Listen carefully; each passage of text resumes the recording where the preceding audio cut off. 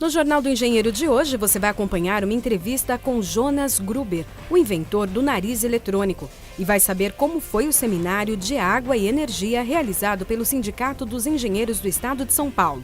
Agora, fique com o No Ponto.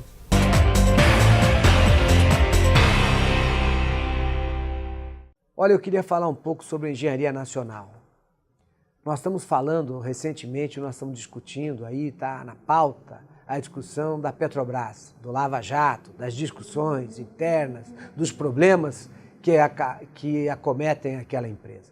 Eu gostaria primeiro de dizer o seguinte, eu acho que nós temos que ir a fundo, aí a justiça, a política, punir aqueles que forem culpados, mas sem dúvida nenhuma preservar a nossa engenharia, preservar a nossa Petrobras. Eu acho que essas empresas de engenharia que trabalham lá são empresas de renome, empresas que têm capacidade, know-how, potência, que fizeram deste país um país grande, que ajudaram no desenvolvimento e no crescimento desse país e de muitos países da América do Sul.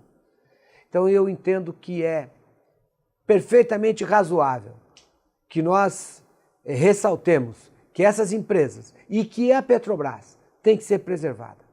Elas precisam ser preservadas. E aqueles culpados, que sejam punidos. Que as coisas sejam apuradas, até pela democracia desse país, pela seriedade que nós entendemos que tem a Presidente da República. Agora, o que eu acho que seria importante, que nós tivéssemos em mente que o salário, que o emprego do brasileiro precisa ser preservado. Quando nós falamos de empresas que trabalham na Petrobras, que são as maiores empresas de engenharia do país, e nós buscarmos que a empresa é a culpada e não as pessoas, nós podemos estar abrindo uma brecha para empresas de outros países entrarem. E sem dúvida nenhuma, nós queremos o nosso emprego, nós queremos a nossa oportunidade de trabalho, nós queremos que seja preservado a nossa Petrobras, nós queremos que seja preservado as nossas empresas de engenharia. Então, eu julgo que, de importante, a engenharia nacional tem que ser preservada.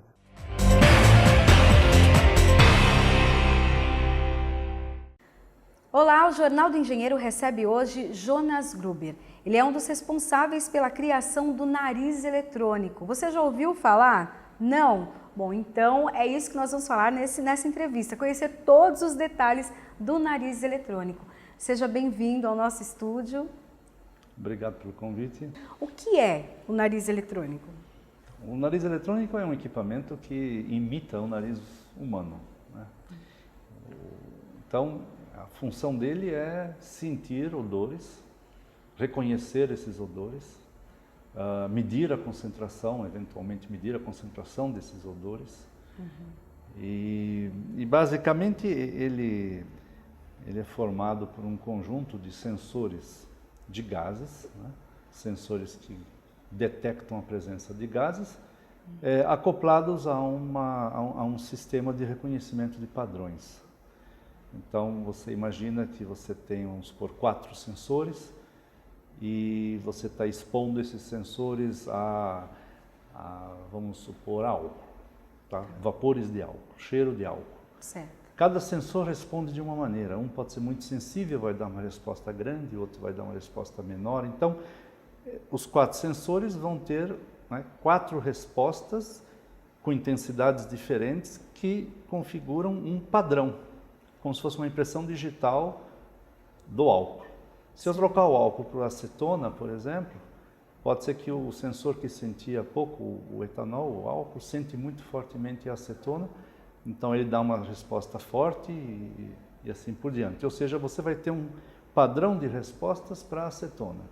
Certo. Agora, da mesma forma que você ensina uma criança cheira café, ela não sabe que aquilo é café, ela pergunta o que é isso, e você fala, olha, isso é café. Então ela grava, não é, na memória dela que aquele buquê, aquele cheiro, não é de uma coisa chamada café. Então, da próxima vez que ela sentir esse mesmo aroma, ela já sabe, ela vai falar, é café. Mesma coisa o o computador. Então, eu vou gravar o padrão de respostas para acetona, álcool, cloroforme, enfim, aquilo que eu quero analisar no futuro, ele vai ter isso na sua memória. Então, quando da próxima vez ele sentir o mesmo aroma, os sensores vão gerar uma resposta, não é, que vai ser a impressão digital daquilo. E o computador vai reconhecer e falar, olha, você está cheirando etanol, você está cheirando acetona, cloroforme e assim por diante. Agora, claro, eu dei um exemplo de coisas muito simples, uma substância só, mas na verdade eu posso trabalhar com buquês. Então eu posso cheirar cafés diferentes, eu posso cheirar madeiras diferentes. Então eu vou desenvolver narizes específicos, não é, para aquilo que eu quero analisar, para aquilo que eu tenho interesse de analisar. Certo.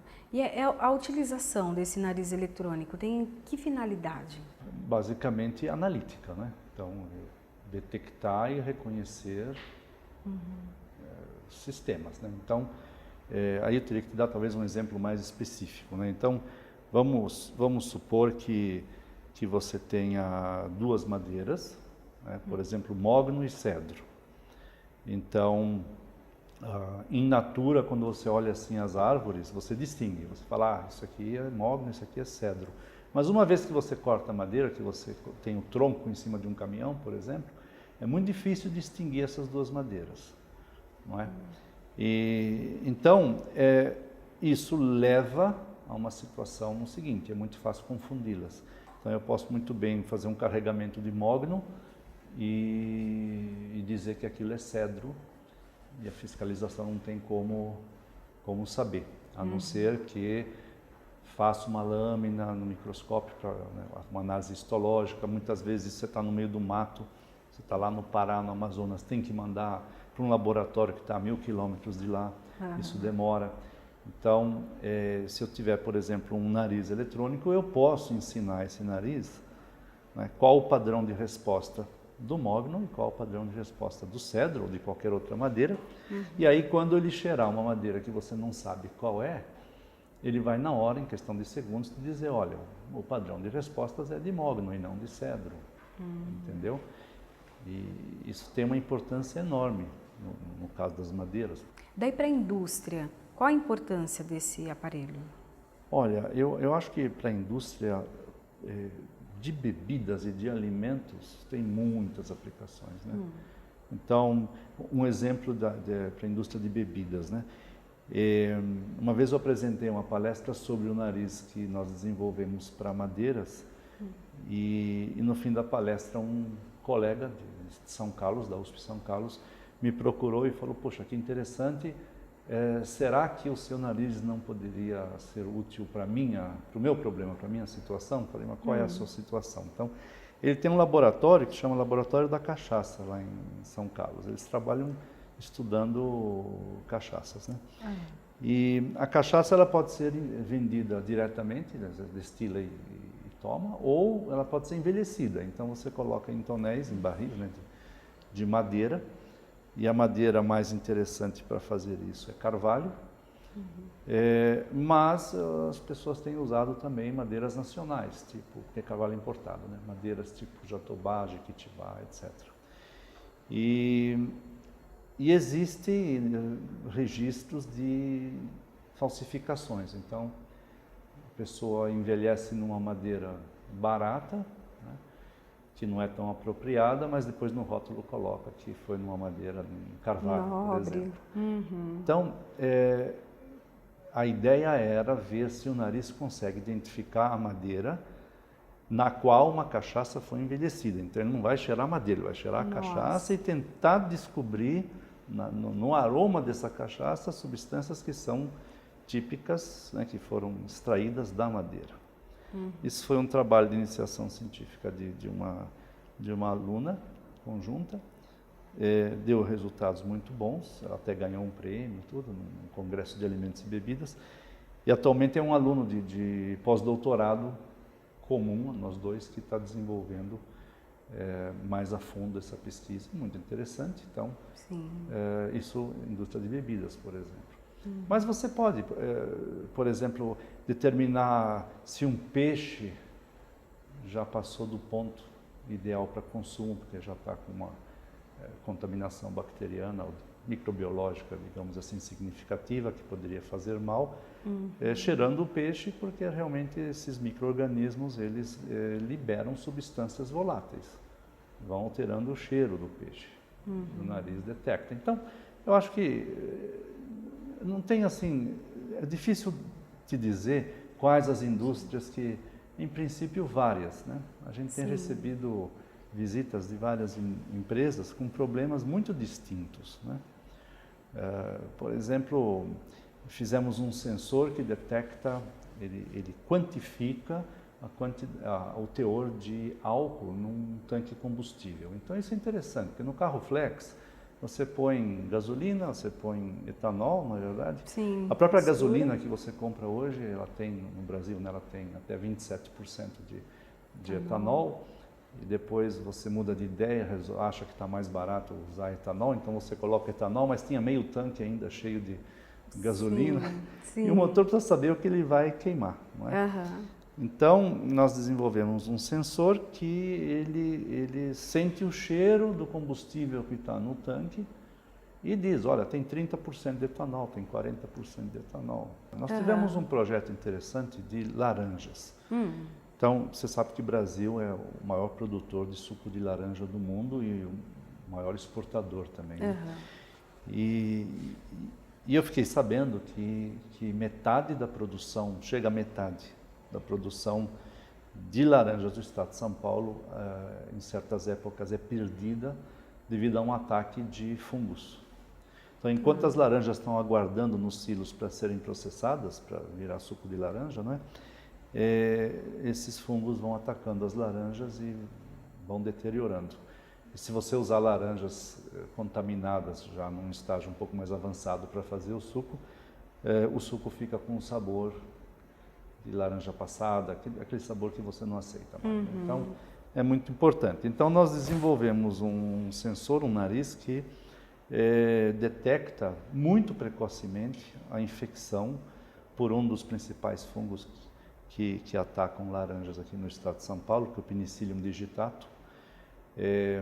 Essa laranja, se você deixar 5, 6 dias, não precisa mais de sensor, você vê. Ela fica, acho que você já viu laranja, que parece um tapetinho em cima, verde, assim, esverdeado. Mas o sensor detecta muito antes. Então, já 24 horas depois da inoculação do fungo na laranja, visualmente ela está perfeita, mas o sensor já percebe que ele detecta os metabólitos que são produzidos pelo fungo. Na questão, por exemplo, de vazamentos, isso também ajuda? Se for um vazamento de um produto que tem cheiro, que é volátil, né? Tudo que gera substâncias que vão para o estado gasoso, né, que são voláteis, podem ser detectadas pelo nariz eletrônico. Professor Gruber, a gente vai fazer um rápido intervalo e daqui a pouquinho a gente volta.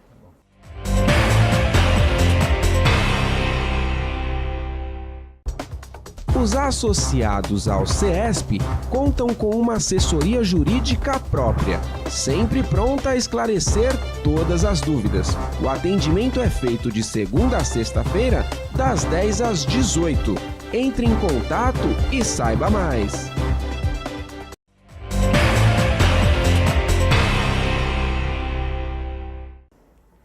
Voltamos com a nossa entrevista com o professor Jonas Gruber, que está falando para a gente sobre o nariz eletrônico. Esse nariz eletrônico, ele pode ser usado pela indústria, pelo comércio, mas ele pode ser usado por qualquer, até inclusive cidadão comum, em qual utilidade? Pode ser usado por quem acreditar que o nariz pode resolver o seu problema, não é? Então, está em toda parte, quer dizer... Existem narizes, por exemplo, que detectam a bactéria Helicobacter pylori, que muitas vezes está associada quando você tem gastrite, não é? E que existe uma certa associação com câncer no estômago, quer dizer, pessoas, acho que 70% dos que desenvolvem câncer tinham uma contaminação por essa bactéria. E hoje em dia, como que você detecta? Você tem que fazer uma endoscopia, retirar o material, semear e fazer a placa, né? E o que se descobriu é que quando uma pessoa toma uma dose de cloreto de amônio, e tem essa bactéria, ela acaba produzindo amônia, e que tem um cheiro muito forte. Então, pelo hálito, você descobre se a pessoa está ou não com essa bactéria, sem ter que fazer um exame invasivo, né? Quer dizer, entrar com endoscópio. Então, tem trabalhos, por exemplo, de dentistas que descobrem o motivo do mau hálito de uma pessoa, porque muitas vezes é um problema na gengiva, às vezes é um problema no dente. As bactérias que provocam inflamação na gengiva são diferentes das bactérias que estão dentro de um canal, por exemplo, infeccionado. Às vezes o problema é na garganta, então uma infecção, uma inflamação crônica na garganta pode gerar mau hálito. Às vezes o problema é estomacal. Então o nariz eletrônico ele consegue, sentindo o hálito da pessoa, dizer qual a mais provável origem desse. Então a aplicação, é difícil a gente falar, né? Essa linha de pesquisa, primeiro que ela é multidisciplinar, então ela envolve gente de várias áreas. Então, colaborando com a gente assim diretamente, nós temos engenheiros eletrônicos, engenheiros de petróleo, nós temos físicos, né? Físicos, temos dois botânicos, essa questão das madeiras e tal, então óbvio que precisamos de botânicos, e assim por diante. E tem uma farmacêutica, tem uma microbióloga e assim por diante. Então, queria que o senhor falasse, o senhor falou 2 tipos de engenharia envolvidas. Bom, olha, o Prêmio Petrobras de Tecnologia, quem ganhou foi uma aluna de engenharia química, que se interessou muito pelo nariz e veio fazer um estágio, trabalhou comigo 1 ano, e depois ela resolveu concorrer a esse prêmio e ganhou. Olha só. Então, nós temos vários engenheiros que trabalharam com a gente. Então, digamos assim que quando se faz a síntese do polímero, assim é mais um trabalho que os químicos gostam mais. Mas na hora de aplicar nos sensores e trabalhar com o nariz, não é? Aí já tanto faz. Ele pode ser físico, pode ser engenheiro, pode ser biólogo. Porque aí a pessoa está muito mais assim, focada na aplicação. Como é esse nariz? Ele é grande, pequenininho, um sensor fácil de manusear? Como é? Ó, eu estou com um sensor aqui na mão. Isso aqui é um sensor. Ele tem 1 centímetro por 2 centímetros, é pequenininho. E um nariz, ele pode ter de 2 a 40 sensores. A maioria das aplicações, a gente tem conseguido ficar em torno de 3 a 4, chegamos até 6 sensores, então poucos sensores. Então essa unidade, então, sensores é pequena, né? Depois tem uma unidade que converte, que capta o sinal analógico que o sensor dá, o sensor muda a condutividade elétrica, então esse equipamento registra isso e transforma em sinal digital para poder transferir para o computador, né? Então, isso é uma placa de aquisição de dados, com entradas com conversores analógicos digitais, então uma placa desse tamanho, e um computador, que pode ser até um telefone celular, se você tiver o aplicativo. Olha só. Então isso pode ficar muito pequeno, portátil. E a gente tem trabalhado muito, a questão que a gente realmente está muito preocupado é o custo. Porque existem narizes eletrônicos comerciais e eles são caros.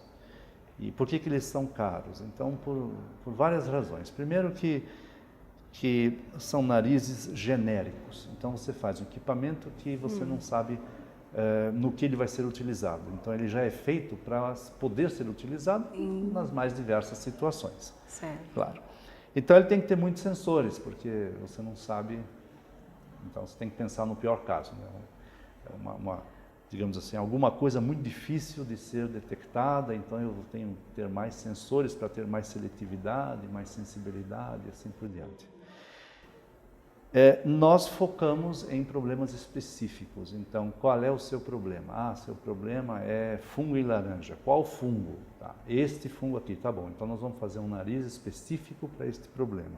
Com isso, nós conseguimos reduzir muito o número de sensores e o custo do equipamento fica menor. Mas ele só serve para esta finalidade.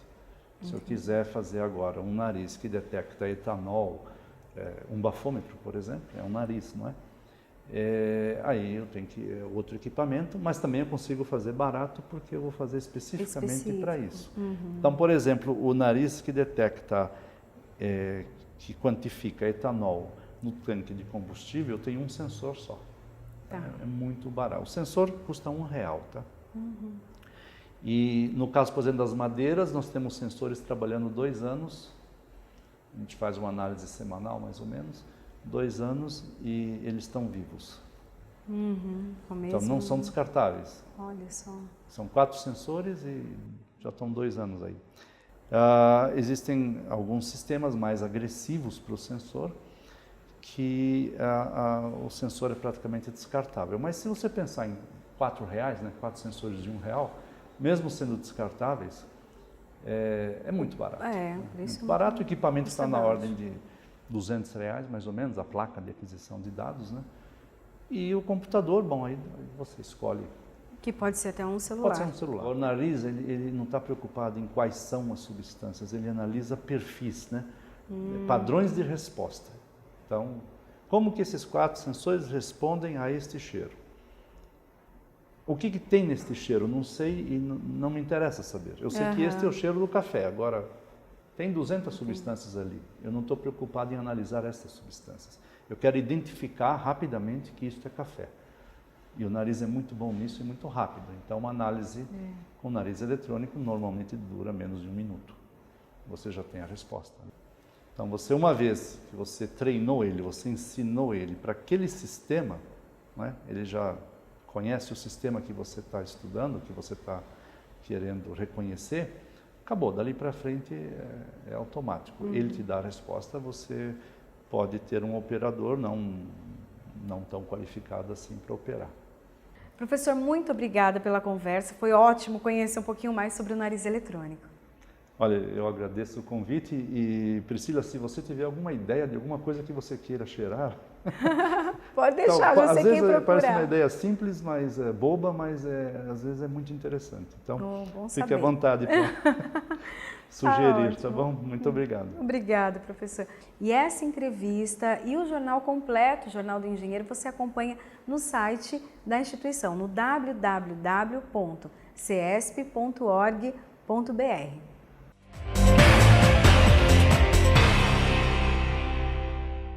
Água e energia. Enfrentar a crise e buscar o desenvolvimento foi o tema de um seminário promovido pela Federação Nacional dos Engenheiros, na sede do CESP, em São Paulo.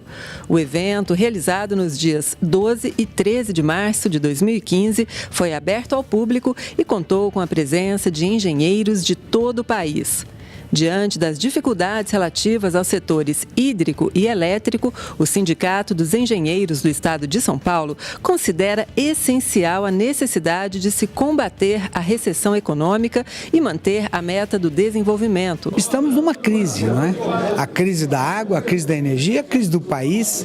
Então, acho que é importante que nós façamos uma discussão bastante séria, uma discussão que apresente proposta. A ideia nossa nesse evento é fazer um diagnóstico da situação e propor propostas factíveis para o crescimento, desenvolvimento, pensando no crescimento e não na recessão. A Federação Nacional dos Engenheiros afirma, por meio do projeto Cresce Brasil, Mais Engenharia, Mais Desenvolvimento, que é fundamental dotar o país de infraestrutura produtiva e adequada ao crescimento, assim como desenvolver programas efetivos de eficiência energética e economia de água. O presidente da FNE abriu o seminário falando sobre o trabalho e os desafios dos engenheiros na luta pelo desenvolvimento. Olha, o desafio é que a gente faça uma discussão voltada ao crescimento, que a gente busque saídas, colocando iniciativa pública e privada, e que a gente tenha a possibilidade de enxergar um planejamento para esse país e para esse estado em particular. Esse planejamento para a adução de mais água, de controle de poluição, para tornar os rios de São Paulo úteis, não um esgoto a céu aberto, é uma lição que eu creio que a população agora vai cobrar muito sério dos governantes, e o nosso sindicato está para ajudar, porque existe boa engenharia, a engenharia de saneamento, de água, tudo isso, tem um histórico no começo do século passado, em 1905, que foi feito o saneamento de Santos, a engenharia é muito boa, mas que precisa ser usada. Ter o sindicato atuando neste planejamento, envolvendo todas as suas competências para que a cidade, o estado e o país volte a pensar planejadamente nos investimentos, nos dão uma certeza: não amargaremos uma crise como essa se depender do sindicato e dos engenheiros do nosso país. Em seguida, o professor doutor em Economia pela PUC de São Paulo, Antônio Corrêa de Lacerda, realizou uma conferência sobre como evitar a recessão no Brasil. O grande risco que nós corremos é você ter uma política excessivamente conservadora na macroeconomia, com elevação de juros, cortes de investimento, combinado com a necessidade de um racionamento. Portanto, o risco de uma recessão ele é muito grande. E é preciso recriar as condições para trabalhar com uma taxa de juros mais favorável aos investimentos, que o setor público preserve os seus investimentos, que o investimento público é um dos grandes motivadores do investimento privado e, sobretudo, recriar as condições de um ambiente de confiança na economia brasileira.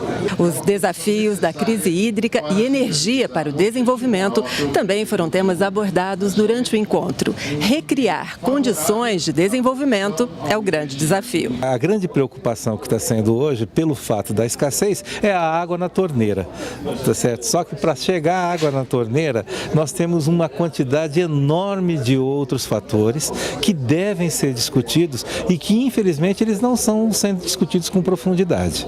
Eu vejo com muito bons olhos o engajamento que a categoria dos engenheiros, através das suas entidades representativas, tem com o compromisso do desenvolvimento. A despeito das dificuldades de curto prazo, é preciso ter uma visão no desenvolvimento de longo prazo, porque isso é que nos permitirá não apenas recuperar a economia, mas, sobretudo, garantir uma melhor qualidade de vida para os brasileiros. Nesse sentido, os engenheiros têm um papel técnico, já que eles podem apresentar várias soluções para muitos dos problemas que nós enfrentamos, e ao mesmo tempo de cidadania no compromisso com a liberdade democrática e a evolução do país. Para mais informações, acesse o nosso portal www.cesp.org.br.